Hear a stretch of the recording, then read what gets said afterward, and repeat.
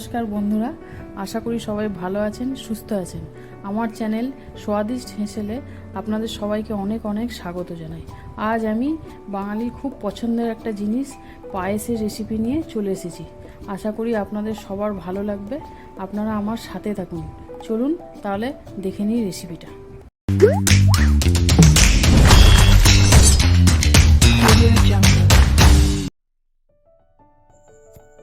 চলো বন্ধুরা, তাহলে আমরা দেখে নিই পায়েসটা করতে কি কি ইনগ্রিডিয়েন্টস আমাদের এখানে লাগছে।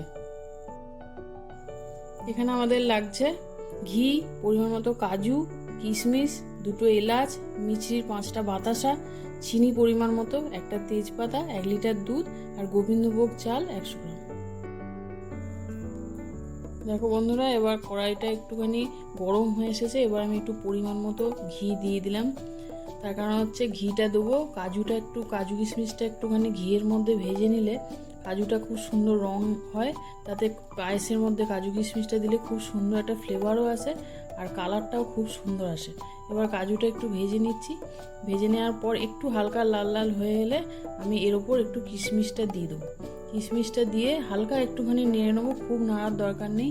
নেড়ে নেওয়ার পর আমি একটা প্লেটে কাজু কিশমিশটা তুলে নেব। কড়াইয়ে যে ঘিটা ছিল ওর মধ্যে আমি একটা তেজপাতা দিলাম, দিয়ে তেজপাতাটা দিয়ে একটু নাড়াচাড়া করে নিলাম। বন্ধুরা, তেজপাতা দিলে পায়েসে খুব সুন্দর একটা ফ্লেভার আসে, যে ফ্লেভারটা খুবই ভালো লাগে। তারপর যে আগে থেকে নিয়েছিলাম যে 1 লিটার দুধ, ওই দুধটা আমি কড়াইয়ের মধ্যে ঢেলে দেবো।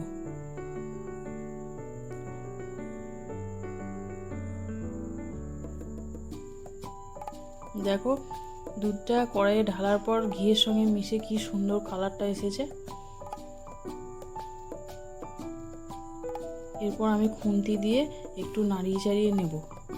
দুধটা একটু খুন্তি দিয়ে নাড়িয়ে চাড়িয়ে এরপর আমি একটু পরিমাণ মতো মিল্ক পাউডার দেবো, যেটা ওখানে বলা হয়নি বন্ধুরা, মিস্টেক হয়ে গেছে। এবার মিল্ক পাউডারটা দিয়ে যাতে তলায় না লেগে যায় তার জন্য ভালোভাবে একটু নাড়িয়ে চাড়িয়ে নেব দুধটা।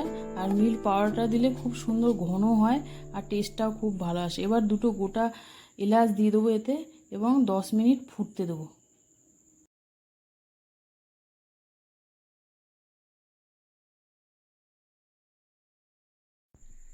এবার 10 মিনিট পর বন্ধুরা ফিরে এলাম এবং আগে থেকে ধুয়ে রাখা একটু ঘি মাখানো গোবিন্দভোগ চালটা এর মধ্যে দুধের মধ্যে দিয়ে দিলাম। ঘিটা মাখিয়ে রাখলে গোবিন্দভোগ চালে খুব সুন্দর একটা ফ্লেভার আসে আর পায়েসটা খেতেও খুব সুন্দর হয়।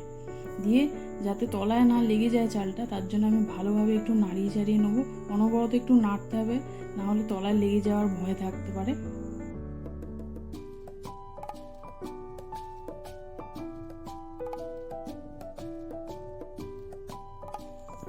এবার দেখো, খানিকক্ষণ নাড়াচাড়া করার পর দুধটা কতটা গাঢ় হয়ে এসছে তোমরা দেখতেই পাচ্ছ। এরপর খানিকক্ষণ আমি 5 থেকে 7 মিনিটের জন্য একটুখানি দুধটাকে ফুটতে দেবো, যাতে চালটা ভালোভাবে সিদ্ধ হয়ে যায়।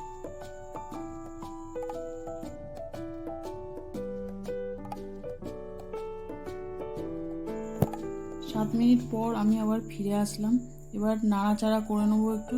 দেখো, দুধটা কতটা গাঢ় হয়ে গেছে আর কালারটাও খুবই সুন্দর এসে গেছে। এবার আমি একটুখানি চিনি এখানে পরিমাণ মতো দেবো। আর তোমরা চিনিটার পরিমাণ মতো দেবে, যেমন তোমরা মিষ্টিটা খাবে কম বেশি সেরকম হিসাবেই দেবে। তারপর নেড়ে চেড়ে নিয়ে আমি এখানে মিছরির বাতাসা 5টা দিয়ে দেবো। বাতাসাটা দিলে খুবই সুন্দর টেস্টটা আসে আর পায়েসটা খুব ঘনও হয়, খুবই ভালো হয়। চিনি আর বাতাসাটা দেওয়ার পর ভালো করে নাড়িয়ে নেবো, যাতে মিষ্টিটা খুব ভালোভাবে পায়েসের সঙ্গে মিশে যায়। দেখো, তোমরা দেখতেই পাচ্ছ বন্ধুরা কতটা ঘন আর কতটা সুন্দর কালারটাও এসেছে। এবার আগে থেকে ঘিয়ে ভাজা কাজু আর কিশমিশটা এর মধ্যে দিয়ে দেবো। ঘিয়ে ভাজলে কাজু কিশমিশের কালারটাও খুব সুন্দর আসে বন্ধুরা। চাইলে কাজু কিশমিশটা না ভেজেও দিতে পারো, তাতেও খুব সুন্দর হয় বন্ধুরা। এবার দেখো, কাজু কিশমিশটা দেওয়ার পর আমি ভালোভাবে নেড়ে নেবো পায়েসটা, যাতে পুরো কাজু কিশমিশটা পায়েসের মধ্যে মিশে যায়। এবার দেখতে পাচ্ছ কত সুন্দর কালারটাও চলে আসছে। দেখো বন্ধুরা, কত সুন্দর লাগছে। এবার আর একটু আমি 1 সেকেন্ড 2 সেকেন্ডের মতন ফুটিয়ে নেবো পায়েসটা। এবার পরিবেশন করার জন্য রেডি। তোমরা চাইলে নর্মালিও খেতে পারো এবং ফ্রিজে ঠান্ডা পায়েস খেতে খুব ভালো লাগে। ফ্রিজে রেখেও ঠান্ডা তোমরা খেতে পারো, খুব ভালো লাগবে খেতে। আমার চ্যানেলে এটা ফার্স্ট ভিডিও বন্ধুরা, তোমরা আমার পাশে থেকো আর ভালো লাগলে আমার রান্না, তাহলে লাইক, শেয়ার, সাবস্ক্রাইব আর কমেন্টের মাধ্যমে অবশ্যই আমাকে জানাবে। আজকের মতো এখানেই শেষ করছি বন্ধুরা। আবার চলে আসবো নতুন একটা রেসিপি নিয়ে তোমাদের সামনে। ততক্ষণে তোমরা সুস্থ থাকো, ভালো থাকো। নমস্কার।